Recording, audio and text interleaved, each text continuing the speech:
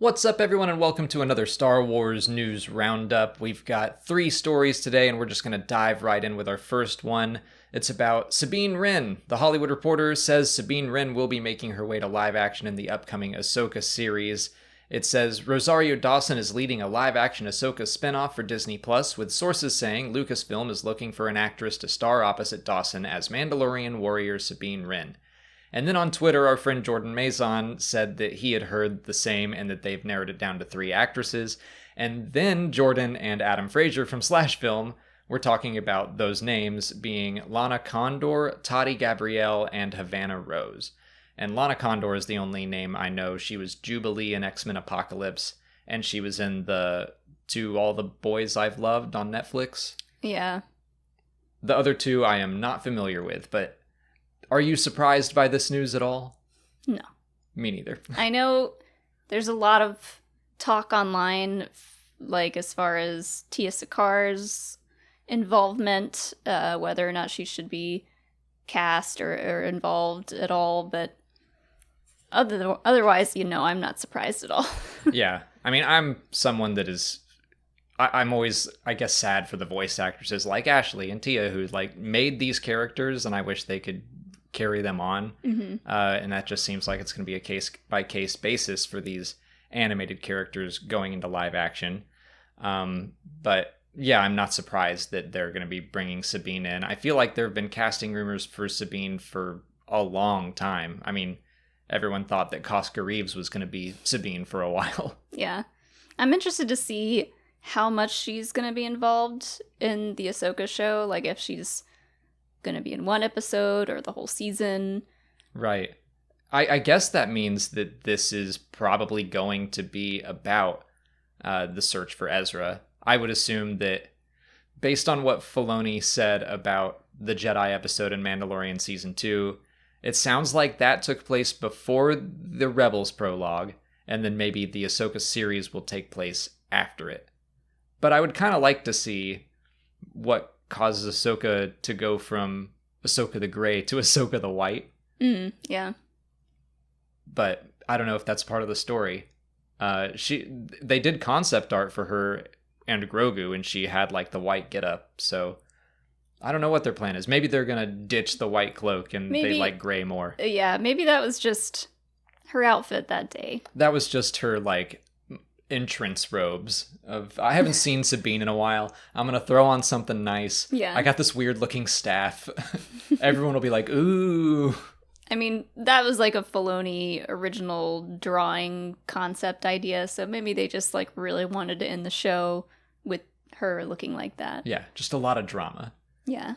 But yeah, I'm excited to see more and more animated characters making their way to live action. Sabine is going to be cool. I'm excited to see what Ahsoka brings us, but we're just going to move right on to a movie story. This is another tiny update from Taika Waititi.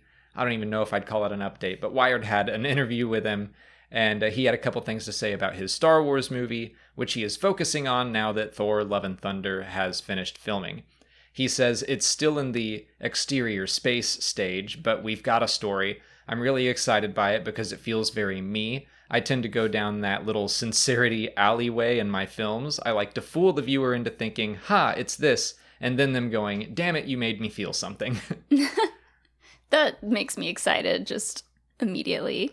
Oh yeah, the line of it feels very me, I'm relieved by that. Yes, because just about everything he's done we've loved. I've never seen a Taika Waititi movie that I walked out even remotely disappointed by. Yeah. What We Do in the Shadows, I don't talk about it in my favorite films of all times enough, frankly, because it's a movie that I will drop what I'm doing if I hear one of my friends hasn't seen it, and I'm like, we're watching it right now. I love that movie. And he's right, where, it's this comedy about vampires, but it does have a lot of heart. And I'm glad to hear that that's kind of what he wants to bring to Star Wars, is that it might feel like this one thing and then hit us in the gut with some feelings.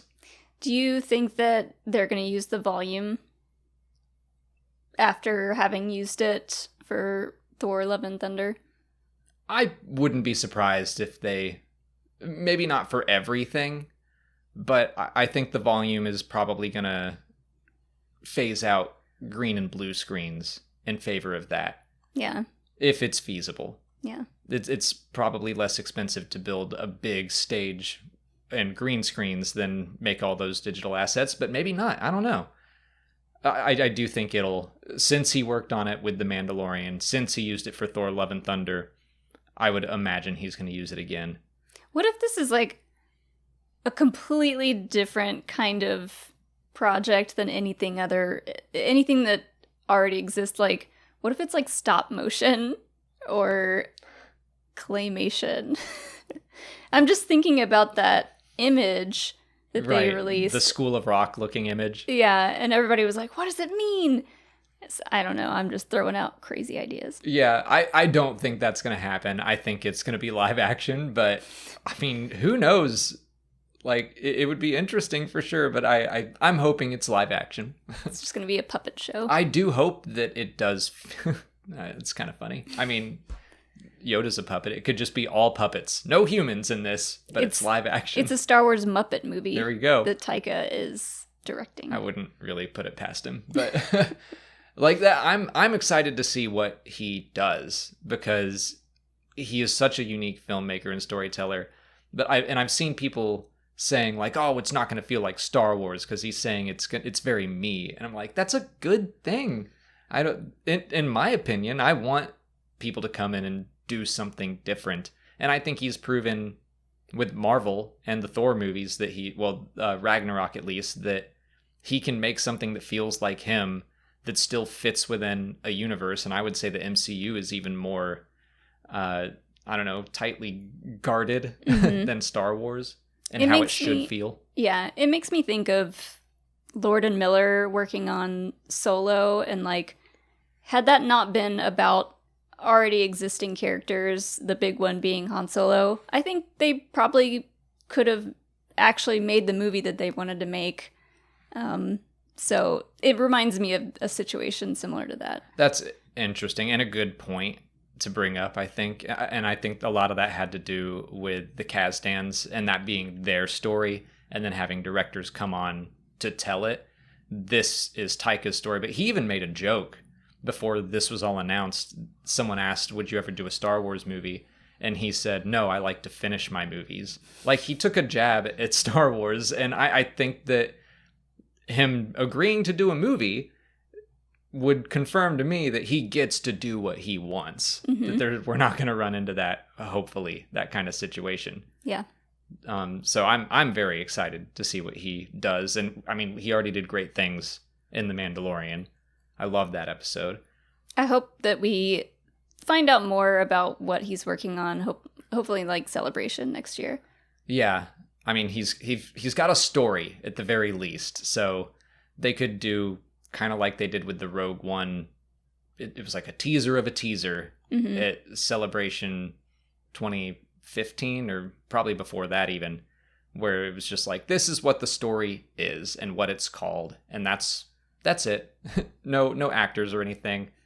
I would hope that we see that. But speaking of teasing new projects, we learned that on November 12th of this year, it's going to be Disney Plus Day, and Disney is going to show off some of their slate, some of their content coming.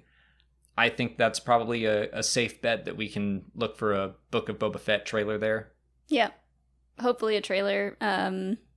Maybe some information on some of the other live action shows. Yeah, I think the focus will probably be Book of Boba Fett.